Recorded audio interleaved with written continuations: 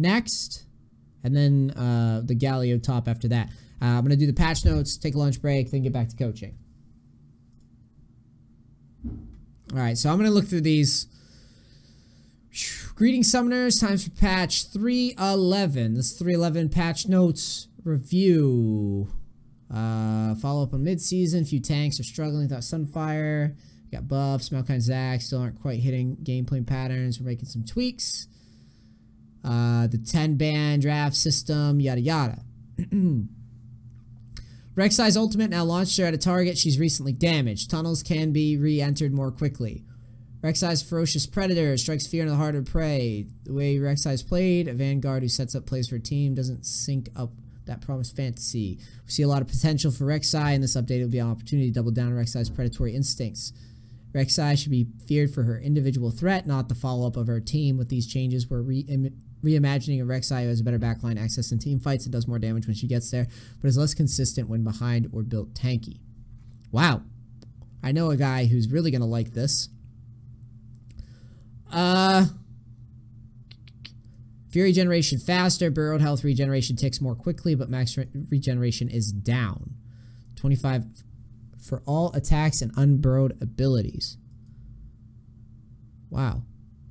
Interesting. Max burrowed health regeneration is down. Wow, it's down by quite a bit there, actually. Over 5 seconds, over 3 seconds. So, yeah, it's down. These are hard numbers to crunch, but essentially it is down, but not by that much because it's over 5 seconds, or over 3 seconds as opposed to 5 seconds. Base damage down at later ranks. The Q ratio doubled. So basically, you're justified in building Rek'Sai more damage focused, as opposed to just being a tank and knocking people up in the errors. And then hoping your team follows up. Very interesting. I'm curious to see how this plays. My initial read is that the Rek'Sais that build full damage are going to be right at home. They're really going to love these changes. E now has base damage. It scales off bonus AD instead of total AD. Damage no longer scales linearly with Fury, but full Fury cast still double damage as true damage. I mean, this is going to be a new champion. Rek'Sai is going to be played a lot in the jungle now, and is going to be played almost as like a full damage assassin type champ again. And it's probably going to be pretty strong. So I'm curious to see how this shapes up. I don't play a lot of Rek'Sai myself, but I know for a fact that there's tons of Rek'Sai players chomping at the bit, pun intended, when these changes go through, so they can go back to building full damage Rek'Sai and crushing games. So it'll be very interesting. My prediction on that one is going to be very strong. Probably be towards the top end of the jungle pool. Kindred. Kindred were our first attempt at ground up designing a marksman for the jungle. Although they've been off and on present in the meta, their playstyle settled in a spot that felt closer to skirmisher than marksman today. We're visiting Kindred's kit to deliver the jungler marksman playstyle we originally intended. Wolf and Lamb have more distinct roles to play, synergizing with one another to make Kindred better feeling overall. Here's the tightrope. Jungler and marksman have pretty conflicting needs. Marksman typically weaker. Blah, blah, blah. We get it. All in all, we want Kindred players to feel good about playing a marksman in the jungle using the right amount of power during the right parts of the game. Removed heart seeking. Kindred's basic attacks no longer deal with % of their target's current health damage. New Death's Reach. Kindred's basic attacks and mounting dread gain 75 range at 4 stacks plus 25 range every 4 stacks thereafter. New amplification. Stacks amplify Kindred's basic abilities. Bonus attack speed on Q increased by an additional 5% per stack. W, Wolf's Frenzy. Current health damage increased by additional 0.5 per stack. Missing health damage increased by an additional 0.5% per stack. Dance of Arrows. New bonus attack speed now grants 10% attack speed 4 seconds on cast. Removed mark damage. Mark of the Kindred stacks no longer increase. Dance of Arrows damage ratio is up 0.6.5. Bonus attack damage dash speed. Wolf's Frenzy deals additional damage based on current enemy health. Kindred can choose where to cast Wolf's Frenzy. Cast anywhere within 500 range. Wolf's attacks deal additional 1.5% of the target current health as damage, plus an additional 0.5% per mark of the Kindred stack. Ratio is down. Mounting Dread deals additional damage. New missing health damage, 8% target missing health plus an additional 0.5% per mark of the Kindred's stack. removed, blah, blah, blah. Missile speed is up. Ratio is up. Base damage is down. Yeah, base damage is down. Jaws of Death. Wolf's attack critically strikes targets below 15% health for 50% bonus damage. Threshold increased by 0.5% health per 1% critical strike chance. Holy fucking doozy. Between Rek'Sai and Kindred, both of these champions are looking very, very, very different. Kindred has been seen as definitely a weaker jungle for quite a while. There's only a few one-trick ponies that are present in high elo playing Kindred, and a lot of that I believe has to do with the RNG of where Kindred's camps spawn. The other half of that being that certain junglers just do her job of early game harass better. Now it looks like Riot's really shifting some of that balance into getting those stacks, and you get a lot more range on Kindred now. You get the same like crazy scaling, but it looks like it hits at certain. They're trying to hit certain marks where if you get X amount of stacks, you can actually fight and battle late game. So I think she seems more to me off the initial read as more of a scaling type of jungler that you're looking to punish early, as opposed to a jungler that runs around the map and shits on you early game and then scales up. Whereas Rek'Sai is looking now to be more of a assassin type of jungler, as opposed to just build tank and squish everyone else with like raw health and early game dives and early game scouting and control of the map. So I don't really know how this plays. I don't know anything really about either one of those champions to really weigh in on how good or bad they're going to be. This is just going to have to be wait and see how both champions play out in the jungle. I imagine Rek'Sai will be stronger than she is, because Rek'Sai's hardly ever played. And whereas Kindred, I don't know. I really don't know how it's going to play out. I imagine she's going to get bullied quite often early, but we'll see just how hard her scaling is to make up for the lack of early game presence. Alright, so support Malzahar has been an ongoing source of frustration. Efforts to keep him in check has exacted a toll. In mid lane, Malzahar is left in a pretty unhappy place. A big part of this is how overbearing Void Swarm is early when Malzahar doesn't need to manage a solo lane. So we're pulling in Void Swarm's early dominance and redistributing power back in the rest of Mal's kit. Voidlings are overall less reliable, they're more fragile, easier to avoid, and have lowered early damage. Void Swarms are also more costly to set up.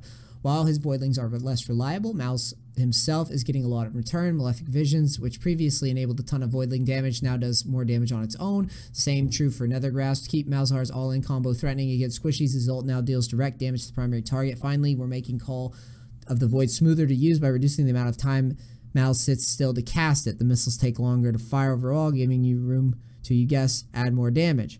All in all, this patch paves way for Malzahar to return home to mid. So Riot basically said white flag on support Malzahar and is trying to make him more relevant into the mid lane again. And meaning, basically, if you build damage items or you build AP, you will be rewarded for doing so. And you're not going to be able to just beat up bot lane with these fucking Voidlings.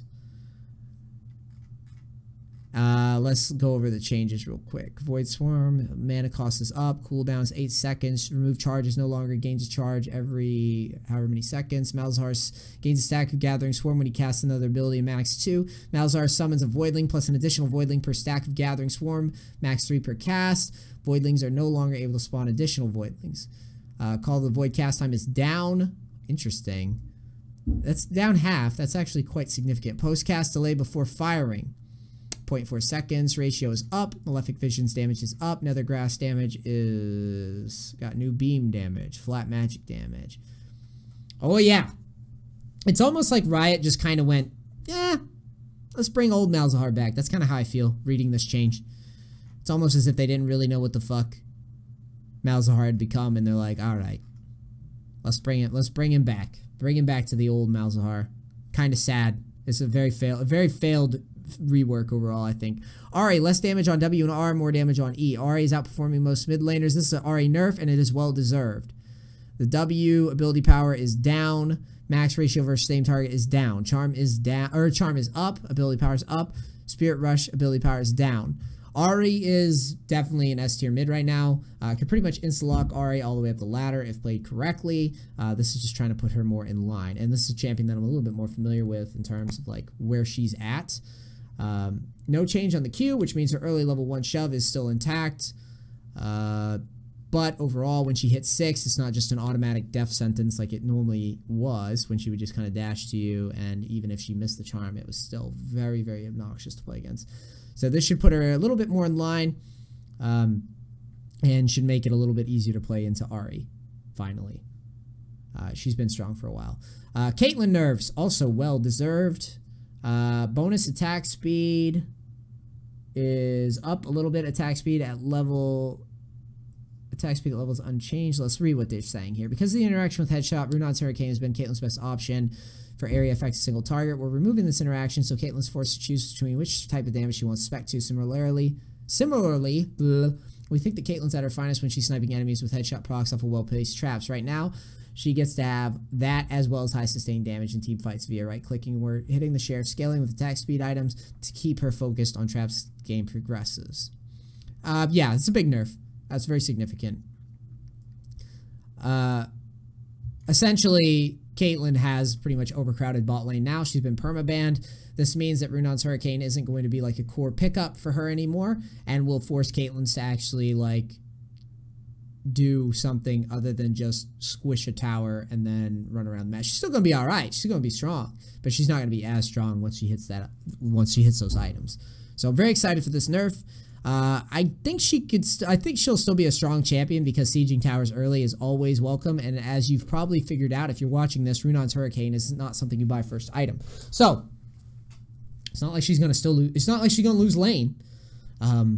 So yeah, this is not like death sentence to Caitlyn, but it's certainly a welcome change. Mundo sucks ass, and they're buffing him. He sucks. And they're buffing him. Mundo's back. I said Mundo's back a while back with the tank changes, and Mundo sucks. Does this make Mundo, like, does this make Mundo viable? No. No, these changes don't make Mundo viable. Sorry. I tried to make Mundo work, and it's very depressing. His kit is super exploitable, and he doesn't really do anything particularly that well. So Mundo still blows. Sorry. High latency players can ward hop. W can now be buffered when placing wards, allowing Lee Sin to quickly place and hop wards on high latency environments. Cool. All right. There you go, dial-up players.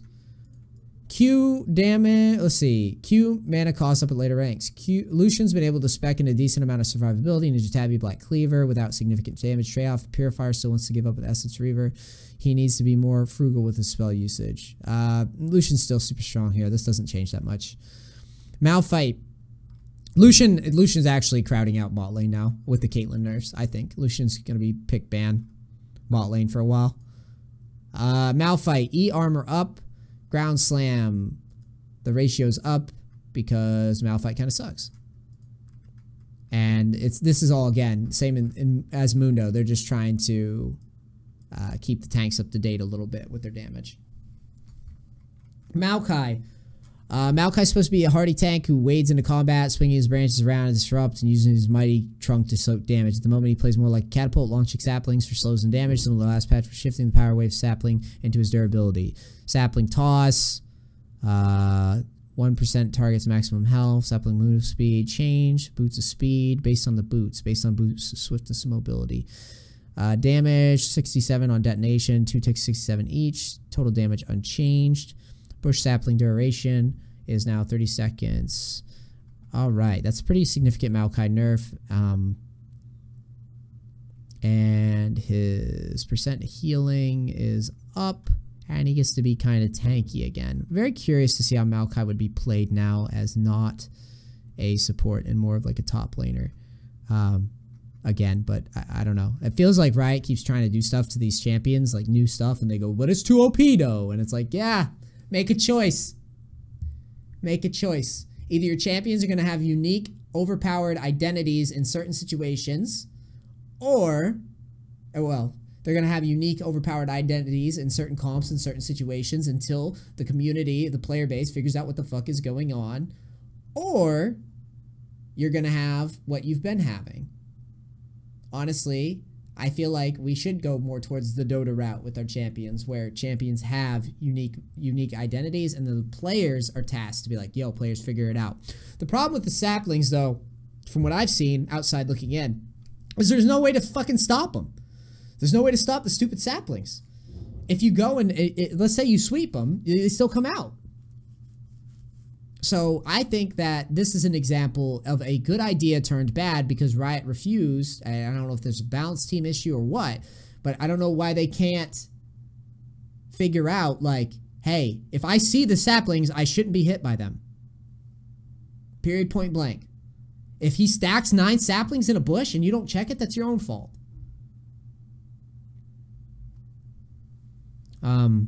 But anyways, that's just my rant. I think that if you want, I think that the saplings weren't the problem. The execution of putting the saplings in the game were the problem, and the fact that you had no counterplay to them, even if you knew they were there. You should be able, if you know they're there or react right or whatever, there should be ways for you to play back at them. But, you know, this is just another Riot fail rework because they didn't think about counterplay. They got a whole team of people that's supposed to test this shit, and they didn't think about counterplay at all going into it. This is stupid. Renekton. Over the last 2 patches, made a bunch of changes to Renekton's underlying code to address a bunch of long-standing bugs. Unfortunately, that work created a number of other issues in some respects, left him in a worse off, and they started rolling the changes back. I don't play Renekton, so I don't know. Soul Furnace cooldown is down. Shield max, healing, scaling increase. Scion buffs, if you like Scion. Force of Will, area of effect. It's pretty hard to miss. Area of effect is now down to 225. So now Syndra's stun's going to be a little harder to hit. Yasuo, stack duration. Yasuo is already on the cusp of being too powerful in mid-season cost reduction critical strike. Just push him over the edge. We're reducing the amount of pressure he exerts by sitting on his Q stacks to give opponents more chance to play against him like it. That's a completely acceptable nerf. It doesn't change Yasuo's overall power, in my opinion. Zac. E indicator shows up earlier. Zac's voice isn't squeaky. Okay.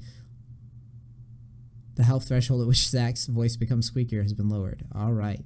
Elastic slingshot. Warning indicator appears 1 second before Zac lands. That's nice. Just as a reminder, with the max health scaling we added to the initial 7.10 patch, stretching strikes was dealing too much damage. We shifted additional base damage nerfs halfway through the patch. Cool. Cool. Zayan Rakan, who cares? Abyssal Mass, name change, icon updates, yay. Banshee's Veil cost is up, but the magic resist is up. Given the potent defense a spell shield offers in lane, we want to ensure Banshee's Veil doesn't come online too early and that enemies have a chance to fight Veil buyers when they're vulnerable. Cost increase hits both goals at once. Buyers need more time to earn the extra gold. That said, we don't think Veil needs a flat-out nerf, so we're keeping it competitive at a new cost. Interesting. I don't think Banshee's Veil has been that strong. Most players are pretty much ignoring it, so I don't... This is just like some repurposing. You get more MR for it, which could be nice. Could be a nice alternative MR item still, but I don't really know in what capacity quite yet. What mask? Abyssal Mask. It's changed from Abyssal Scepter to Abyssal Mask. Yeah. It's kind of dumb. Blade of the Rune King. Blade of the Rune King is just overtuned, so we're reducing the lifesteal. It's a significant nerf to all champions that use it. Any ADCs that are rocking Blade of the Rune King get hit, and I didn't see this going into this, so Lucian is kind of nerfed, Vayne is kind of nerfed. Any champion that's rocking Blade of the Rune King or picking it up as an early item is getting nerfed. You guessed it, Tryndamere is getting nerfed as well. Master Yi, just any champ you can name that would do it, would be running this. It kind of gets like a proxy nerf there. Guardian Angel, icon updated, amazing. Ninja Tabi, basic attack reduction is down. This is actually a significant change to the way that the game plays. Ninja Tabi should be the go-to item with a ton of physical damage, and its additional tankiness against basic attacks gives it a baseline effectiveness. Another Lucian nerf, another, basically an everyone nerf. At the moment, it's the right choice for pretty much whatever the enemy team has physical damage on top of their marksman, so we're dealing with that. We're dialing back the baseline value. Wow.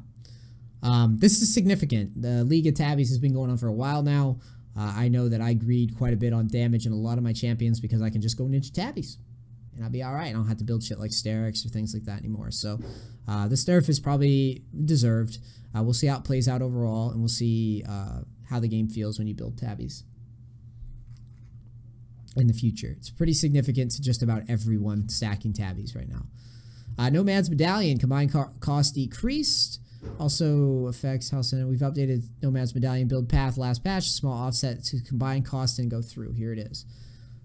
The combined cost is slightly down. It's not that big of a change.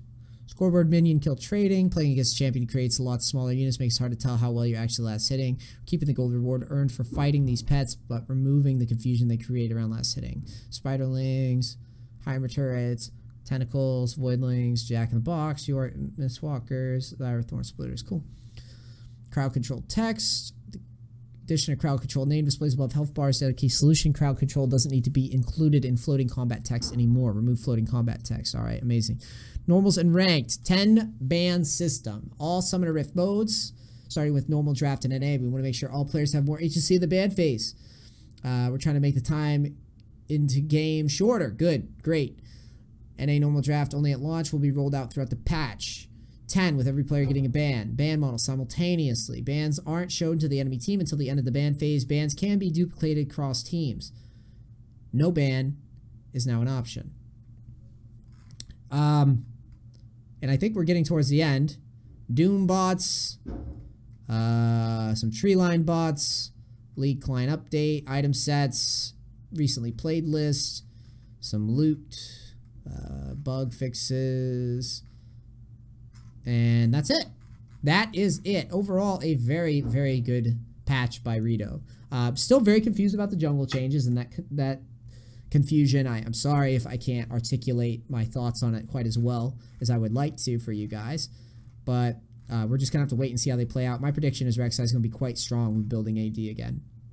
Other than that, Tabi's nerfs welcome. Lucian nerfs are welcome. Caitlyn nerfs are welcome. Ahri nerfs are welcome. Nerfing everything... maybe might be a little harsh, but some of these champions really were oppressive. And I mean, they are throwing some buffs in there, but mostly it's just the oppressive stuff that's really getting hit hard. Like, even a nerf to Yasuo is understandable considering his current state in the game being so strong. And this nerf is not that big a deal, so it doesn't really change his identity in any way. But overall, I think it's a very, very interesting patch. I think that I'm curious to see how all the champions that used to rush tabbies play, how hard it is to get away from champions that have a lot of high burst damage, like melee burst damage, when these changes go through. I'm very excited for it. And yeah, if you guys like the patch rundowns, as always, like, subscribe, etc. This patch will be live tomorrow, and then we can all ban Yasuo over and over again with the 10 ban system. We can all ban him every game on every match. We will never play against Yasuo again. I know all you guys want to ban it. So thank you for watching and sitting through it. I appreciate it. Like, subscribe, etc. I'm out. Peace. Cracks. Thanks.